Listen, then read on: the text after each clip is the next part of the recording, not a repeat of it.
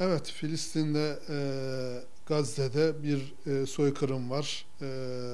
İsrail bu zulmü, bu soykırımı oluşturmak için yıllardır, yüzyıllardır bir kısım hazırlıklar yapıyor ve sonunda bu soykırımı bütün dünyanın gözü önünde gerçekleştiriyor ne yazık ki.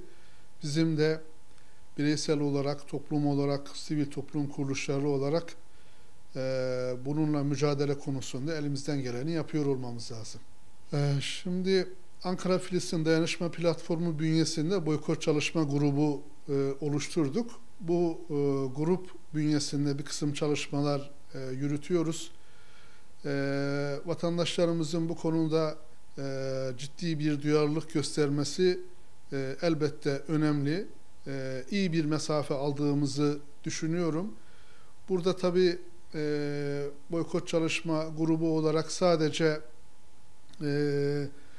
işte yiyecek, içecek, ne bileyim temizlik ürünleri üzerindeki bir boykottan değil, hasreten kamu kurumlarımızın kullandığı bütün ürünlerde, başta bilişim ürünleri olmak üzere, işte siber güvenlik ürünleri olmak üzere bütün ürünlerde bir boykot ve millileşme süreci üzerinde bir çalışma yürütüyor olmamız lazım.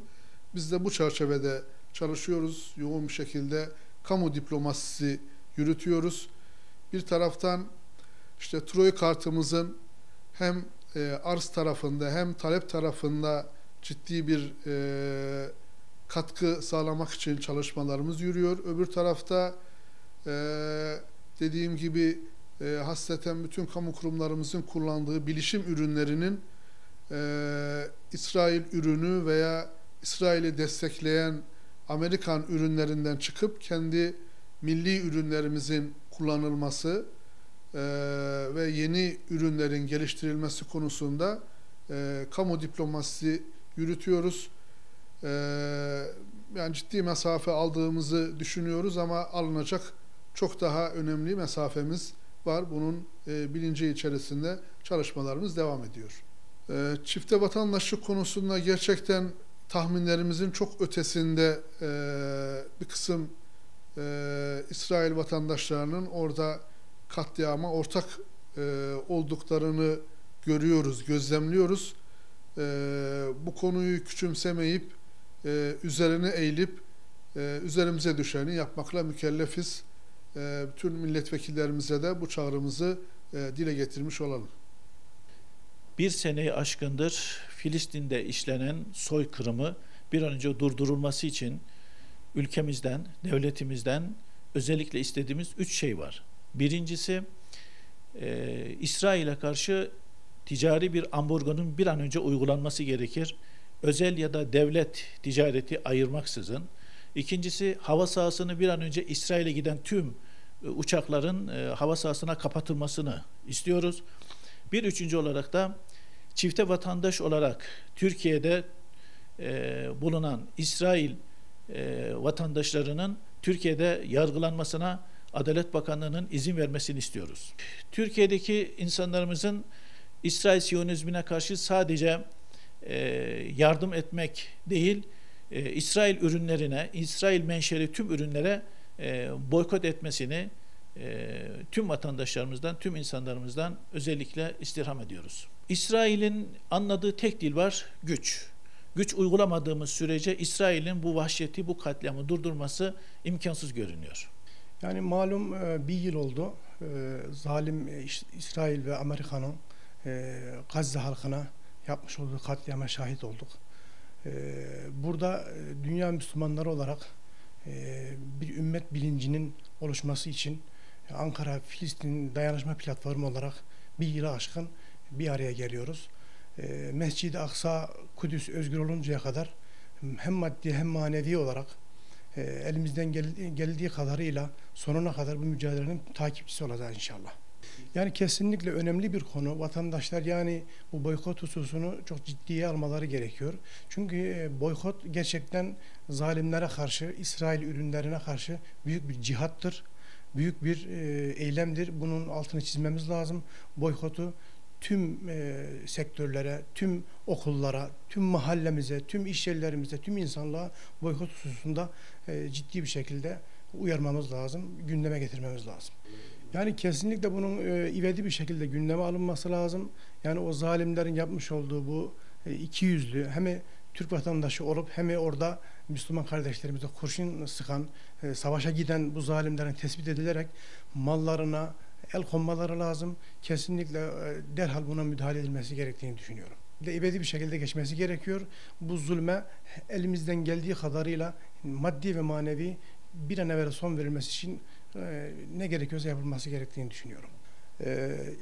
Başta Ahmet Yasin, Abdülaziz Rantisi, ondan sonra İsmail Haniye ve son şehit lider olarak Yahya Sinver'e Rabbimden rahmet diliyorum. Şehitlerin yolu yolumuzdur. Hamas'a selam, direnişe devam diyorum inşallah. Rabbim özgür Mescid-i Aksa'da tez zamanda ümmet olarak namaz kılmayı hepimize nasip eylesin diyorum inşallah.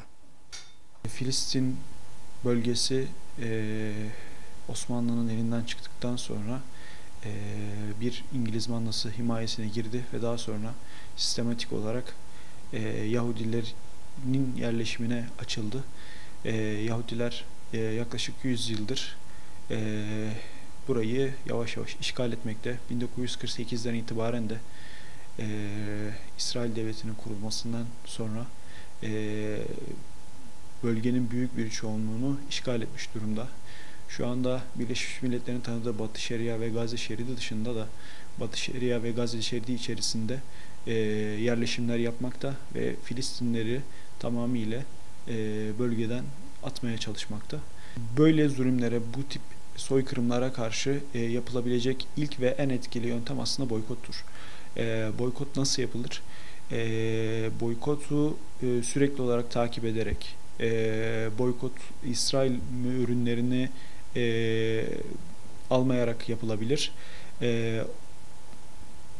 İnsanların alışverişe giderken, bir bilgisayar, bir telefon alırken, bir temizlik maddesi alırken, bunun aldığı zaman kendi kardeşini ya da kardeşi dahi olmasa bir insanın öldürebileceğini bildiği zaman bundan vazgeçmesidir.